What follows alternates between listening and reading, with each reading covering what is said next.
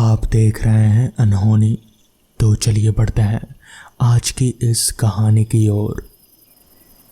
जब मैं पश्चिम बंगाल और असम की सीमा से लगे उस छोटे से स्टेशन पर उतरा तो उस समय शाम की स्याह कालिमा धरती पर फैलने लगे थे। आकाश में काले भूरे बादल घिर चुके थे। हवा में भी सनसनाहट थी। मैं जानता था कि किसी भी वक्त बारिश आ सकती है, मगर फिर भी चल पड़ा मैं। 4-5 दिन पहले मुझे राय चौधरी मजमूदार जी का रजिस्टर्ड पत्र मिला था। पत्र में उन्होंने मुझे तुरंत सारूपेटा आने का आग्रह किया था। एक अटैची में कुछ कपड़े और ज़रूरत के सामान रखकर दूसरे ही दिन मैं चल पड़ा वाराणसी से। मजमूदार बाबू, मेरे ऊपर बहुत ही बड़ा उनका स्नेह है। सन 1950 में मेरा उनसे परिचय हुआ था। उन दिनों मैं कलकत्ता में रहकर बंगाली फिल्मों के प्रसिद्ध निर्देशक विपिन सेन के साथ था। मजमूदार बाबू के कई मकान थे कलकत्ता में। इनके अलावा 2 स्टूडियो भी थे। उन्होंने शादी नहीं की थी। मेरा ख्याल है कि उनके पास काफ़ी धन था और जायदाद थी। उनकी एक भांजी थी, यानी कि बहन की लड़की, नाम चारुलता। काफ़ी सुंदर और आकर्षक थी चारुलता। उम्र यही कोई 21-22 के आसपास। वैसे मैं विपिन सेन के साथ ज़रूर रहता था, सहयोगी के रूप में, लेकिन इसके अलावा बंगाल के शाक तंत्रों में संबंधित साहित्य पर व्यक्तिगत रूप से खोज और शोध कार्य भी किया करता था मैं। बांग्लादेशी शाक्त तांत्रिकों, साधकों और शुद्ध पुरुषों का अभाव नहीं था। उनकी साधना, तपस्या और चमत्कारों के रहस्य की गहराई में उतरकर उनके तथ्यों का परिचय होने की लालसा मेरी कभी कम ही नहीं हुई। उन दिनों विपिन बाबू वैसे ही एक तांत्रिक योगी और चमत्कारी महापुरुष की जीवनी पर आधारित एक बंगला फिल्म बनाने की बात सोच रहे थे। जब उन्हें ये मालूम हुआ कि मैं तंत्र मंत्र में गहरी रुचि रखता हूँ और बंगाल के तांत्रिकों, साधकों और चमत्कारी सिद्ध महात्माओं के प्रति मुझ में गहरी आस्था है, इन सब से अतिरिक्त मैं इन तमाम विषयों में खोज और शोध भी कर रहा हूँ, तो इसलिए उन्होंने मुझे तुरंत बुलाया और बंगाल के किसी तंत्र साधक की जीवनी पर कहानी लिखने के लिए कहा। 1 हफ्ता के अंदर मैंने कहानी तैयार कर दी। पश्चिम बंगाल के प्रसिद्ध तारापीठ के चमत्कारी सिद्ध योग बाबा बामा खेपा से संबंधित वो मेरी कहानी थी। शीर्षक भी रखा था मैंने बामा खेपा, और इसी नाम की फिल्म भी बनी। विपिन बाबू जैसे चाहते थे वैसे ही कहानी। काफ़ी खुश हुए और तुरंत काम शुरू कर दिया उन्होंने। चारुलता को अभिनय का काफ़ी शौक़ था। कॉलेज में होने वाले बंगला नाटकों में वो हमेशा भाग लिया करते थे। मेरे अनुरोध पर विपिन बाबू ने फिल्म में मुख्य नायिका का रोल उसे दे दिया। उसके बाद भी विपिन बाबू के आग्रह पर वैसे ही 3-4 फिल्में और लिखी मैंने। उन सब पर भी विपिन बाबू ने फिल्में बनाई। परिणाम ये हुआ कि जहाँ एक और मैं मजमूदार बाबू का खास आदमी बन चुका था, वहीं दूसरी ओर चारुलता से मेरे संबंध और भी ज़्यादा मधुर हो गए। सच तो ये था कि हम दोनों एक दूसरे से प्यार करने लगे थे। उसके पास रूप था, कला थी, और मेरे पास थी ख्याति। धन वैभव का भी अभाव नहीं था। मेरे पास क्या था? साहित्य और थोड़ी बहुत पूंजी। मगर चारुलता इस सच से भली भांति परिचित थी कि उसकी सफलता का कारण भी मैं ही हूँ, इसलिए वो मुझे दिल से चाहने लगी थी। लेकिन हम दोनों का संबंध ज़्यादा दिनों तक टिका नहीं। अचानक विपिन बाबू की मौत हो गई और मुझे कलकत्ता छोड़कर नौकरी के सिलसिले में दिल्ली जाना पड़ा। चारुलता से चिट्ठी के द्वारा संपर्क बना रहा। मजमूदार बाबू भी कभी कदार पत्र लिखा करते थे। बाद में वो चिट्ठी संबंध भी टूट गया। ऐसा लगा कि बाप बेटी दोनों मुझे भूल गए थे। दोनों में से किसी को भी सूध नहीं रही मेरी। इस घटना को पूरे 20 साल हो गए। इस बीच मुझे अचानक मजमूदार बाबू का वो रजिस्टर्ड पत्र मिला तो मैं चौंक पड़ा। पत्र से ये भी मालूम पड़ा कि कलकत्ता के दोनों स्टूडियोज बेचकर वो आसाम बंगाल के उस निर्जन प्रदेश में कोई पुरानी हवेली खरीद कर बस गए थे। जब मैं उस छोटे से स्टेशन से बाहर निकला तो अंधेरा और गहरा हो गया था। वहाँ से सारूपेटा के लिए एक पतली पथरीली सड़क गई थी। सवारी का कोई साधन नहीं था।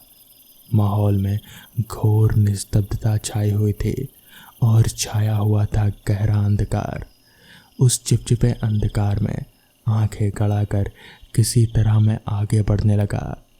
अचानक बूंदाबांदी शुरू हो गई थी। किसी तरह 2 मील का निर्जन सुनसान रास्ता तय कर जब मैं सारूपेटा पहुंचा तो उस समय रात के 9 बजने वाले थे। चारों तरफ वैसा ही गहरा सन्नाटा था जैसा बेहद सुनसान इलाकों में पाया जाता है। वो बूंदाबांदी चलते समय जो शुरू हुई थी वो अब जोरदार बारिश में तब्दील हो चुकी थी। धरती पर उमस और जंगली जो पेड़ पौधे थे उनसे एक अजीब सी गंध आने लगे थे। बारिश से बचने के लिए मैं एक झोपड़ी नुमा दुकान के छज्जे के नीचे खड़ा हो गया। सोचा था बारिश थमने पर हवेली का पता लगाऊंगा, मगर तभी किसी ने अचानक मेरे कंधे पर हाथ रखा और उत्फुल्ल आवाज़ में कहा, शर्मा हो ना। उस आवाज़ और स्पर्श दोनों को मैंने पहचान लिया। ये राय चौधरी मजमूदार थे। उनके एक हाथ में छाता था और दूसरे हाथ में थी लालटेन। अपनी अटैची ज़मीन पर रखकर मजमूदार बाबू से लिपट गया मैं। पूरे 20 साल के बाद हम मिले थे। कितनी ही बातें करने को हम बेताब थे, मगर जब मैंने उनकी ओर देखा तो अचानक अबाक होकर देखता ही रह गया मैं। कितने बदल गए थे मजमूदार बाबू। उनका बलिष्ठ शरीर कंकाल सा हो गया था। सिर के बाल बिल्कुल झड़ गए थे और उनके चेहरे पर झुर्रियाँ पड़ गई थी। उन्हें देखकर मुझे विश्वास ही नहीं हुआ कि ये वही मजमूदार बाबू थे जो कलकत्ता में शान और शौकत की ज़िंदगी बिताते थे और जिनकी गिनती कलकत्ता के रईसों में होती थी। आपकी तबीयत तो ठीक है मजमूदार बाबू? स्तब्ध होकर मैंने पूछा तो इस पर वो हंसकर बोले, पिछले साल तक तो मैं बिल्कुल ठीक था शर्मा जी, लेकिन अब डर और आतंक ने मेरा खून चूस लिया है। किसका डर? वही सब बदलाने के लिए तो मैंने आपको यहाँ बुलाया है। चलो हवेली में चलकर बात करते हैं। बाहर की तरह हवेली के भीतर भी अंधकार भरा था। सामने वाला कमरा काफ़ी लंबा चौड़ा था। आंखें गड़ाकर देखने पर भी उस बड़े से कमरे में रखी बड़ी कुर्सियों और मेज़ों का सिर्फ आभास होता था। कीचड़ से भरे रास्ते से झोपड़ियों को पार करते पत्थर के जिस विशाल चबूतरे से होकर हम जिस कमरे में आए थे उसकी सीढ़ियाँ भी टूट गई थी। उनका एक एक पत्थर डगमगा रहा था। मुझे एक कुर्सी पर बिठाकर मजमूदार बाबू बोले, तुम यहीं बैठो शर्मा, मैं अभी आया। बाहर हवा का रफ्तार बढ़ रहा था। पता नहीं कहाँ से हवेली के भीतर हवा घुस रहे थे। मैं एक स्पष्ट रुदन महसूस कर पा रहा था। वो एक विचित्र आवाज़ सुनकर कोई भी आदमी पसीना पसीना हो जाता। मैंने उनकी ओर देखना चाहा, मगर उसके पहले ही हाथ में लालटेन उठाए मजमूदार बाबू चले गए और जब वापस लौटे तो उनके हाथ में चाय की ट्रे थी। आप कहाँ गए थे मजमूदार बाबू?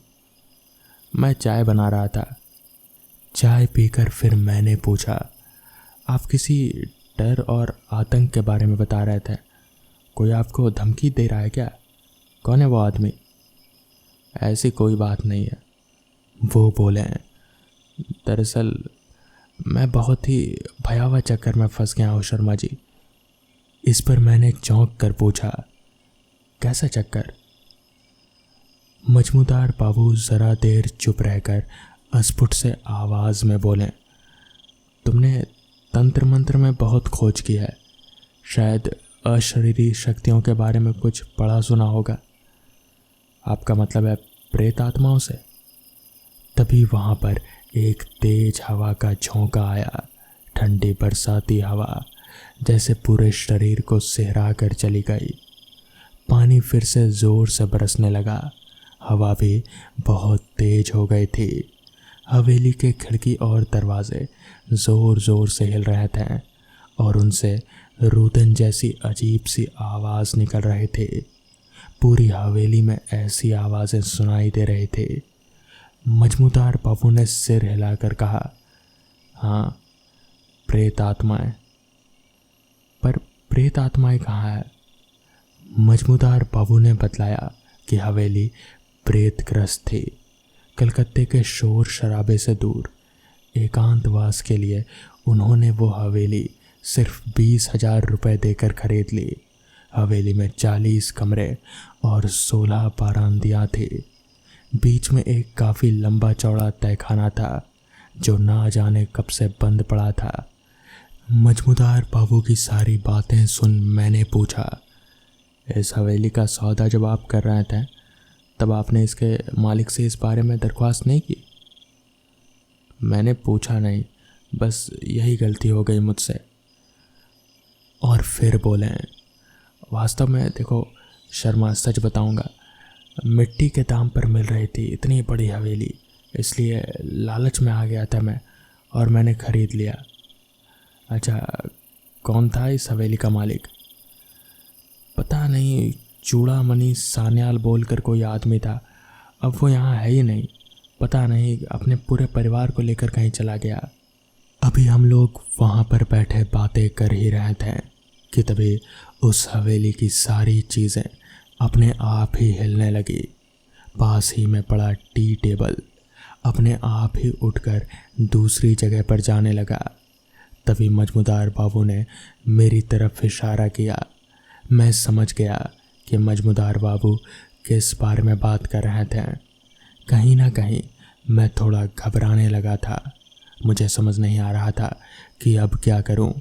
पर तभी मजमूदार बाबू ने मेरे हाथ पर हाथ रखकर कहा, घबराओ मत, ये तुम्हें कोई नुकसान नहीं पहुंचाएगी और ना ही मुझे। बस ये हमारे साथ इस हवेली में रहती है। ये सुनकर तो मेरे होश ही उड़ गए।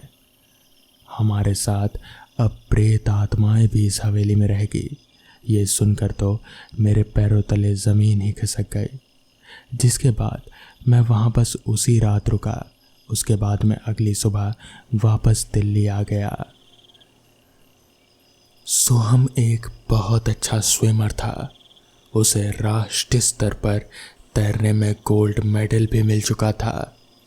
एक बार सोहम अपने दोस्तों के साथ घूमने गया हुआ था। वहाँ उन लोगों ने पास के तालाब में तैरने का प्लान बना लिया। सबने तैयारी की और शाम के करीबन 5 बजे वो तालाब के पास जाने लगे। कहाँ जा रहे हो बच्चों? उन्हें तालाब की तरफ जाता देख वहाँ के सरपंच ने टोकते हुए कहा, पास के तालाब में तैरने जा रहे हैं हम। सोहम ने तुरंत जवाब दे दिया। सोहम का जवाब सुनकर कुछ देर के लिए सरपंच सुन्न रह गया और फिर अचानक से सोहम और उसके दोस्तों को वहाँ जाने से रोकने लगा। सोहम नहीं समझ पाया कि सरपंच उन लोगों को क्यों रोक रहे हैं। रुको बच्चों, उस तालाब की तरफ मत जाओ, वहाँ अक्सर लोगों के डूबने की घटनाएं घटती रहती हैं। सरपंच ने उन्हें जाने से लगभग मना करते हुए कहा, काका, सोहम तो स्विमिंग में नेशनल चैंपियन रह चुका है, आप निश्चिंत रहिए। सोहम के दोस्त निखिल ने सरपंच की बात को काटते हुए कहा, तुम लोग मेरी बात समझ नहीं रहे हो। वहाँ तैरना खतरे से खाली नहीं है। कहते हैं कि वहाँ डूबकर मरने वाले कई लोगों की आत्माएं उसी तालाब में भटकती रहती हैं और वहाँ जो भी तैरने वाला दूसरा लोग जाता है वो उन्हें मार डालती है। सरपंच ने उन लोगों को वहाँ जाने से रोकने के पीछे की असली वजह बता दी और वो वहाँ से चले गए। काका ने जो कहा क्या वो सच होगा? सोहम के कुछ दोस्त आपस में बातचीत करते हुए कहने लगे। सोहम और निखिल इन सब बातों पर विश्वास नहीं करते थे। उन दोनों को छोड़कर बाकी सब ने वहाँ से जाने का फैसला बदल लिया। बाकी दोस्त वापस लौट गए और अब सिर्फ निखिल और सोहम ही तालाब की ओर बढ़े। दोनों ने कपड़े उतारे और जैसे ही वो तालाब में उतरने लगे कि निखिल के माँ का फ़ोन आया। निखिल तालाब में उतरते उतरते रह गया, मगर सोहम बिंदास होकर पानी में तैरने लगा। अचानक सोहम का पैर पानी में फंस गया। इस तरह की सिचुएशन उसने कई दफ़ा संभाली थी, मगर इस बार बात कुछ अलग थी। उसने कई बार कोशिश की वहाँ से निकलने की, मगर धीरे धीरे वो पानी में खींचा जा रहा था। उसने निखिल को आवाज़ लगाई, मगर जब तक निखिल का ध्यान उस पर जाता तब तक सोहम तालाब के बीचों बीच पहुंच चुका था। सोहम को ये एहसास हो रहा था कि पानी के अंदर से कोई उसका पैर खींच रहा है। उधर निखिल ने सोहम की आवाज़ सुनकर उसकी तरफ देखा तो उसे आश्चर्य होने लगा। नेशनल चैंपियन होकर भी सोहम की हालत देखकर उसे सरपंच की कही बात याद आ गई। निखिल सोहम के लिए पानी में कूदकर उसे बचाना चाहता था, मगर जब वो पानी में उतरने लगा तो अचानक उसे एक जोर का झटका लगा और वो तालाब के विरुद्ध उल्टी दिशा में जा गिरा। वो झटका इतना ज़्यादा था कि निखिल उठ भी नहीं पाया। सोहम ने एक बार पूरी ताकत लगाकर अपना फंसा हुआ पैर बाहर निकाला और वो किनारे की ओर आने लगा। जैसे ही वो किनारे के करीब पहुंचा तो एक बार फिर उसे लगा कि फिर से उसका पैर किसी ने पकड़ रखा है और वो उसे पानी में खींच रहा है। उसी हालत में सोहम की नज़र अपने पैरों की तरफ गई और उसे जोर का जैसे झटका लगा। उसे वहाँ पर कुछ हाथ नजर आए, एक नहीं, दो नहीं, बल्कि कई सारे हाथ। उन्हें देखकर घबराया हुआ सोहम बचाओ, बचाओ चिल्लाने लगा, मगर उसका कोई फायदा नहीं हुआ। निखिल के आँख के सामने ही उसका दोस्त, जो कि तैरने में माहिर था और गोल्ड मेडलिस्ट था, वो असहाय होकर तालाब में डूबता जा रहा था और निखिल चाहकर भी उसकी मदद नहीं कर पाया। करीबन आधे घंटे के संघर्ष करने के बाद सोहम पानी में पूरी तरह से डूब गया और मारा गया। इस हादसे का गवाह निखिल था, जिसने अपनी आंखों से वो सब कुछ देखा था, मगर वो किसी को कुछ कह नहीं पाया। पानी के उस झटके की वजह से उसका मानसिक संतुलन बिगड़ गया था। अब वो उसी तालाब के आसपास पागलों की तरह घूमता रहता है और उसे जो कोई भी दिखता है उससे बस इतना ही कहता है कि तैरना मना है। तो दोस्तों, ये थी आज की कहानियाँ। अगर आपको ये कहानियाँ पसंद आई हों तो वीडियो को लाइक और चैनल को सब्सक्राइब करना ना भूलें। तो मैं आपका दोस्त आर्यन जल्द ही मिलूँगा आपसे ऐसी ही नई कहानियों के साथ। तब तक के लिए अपना ख्याल रखें।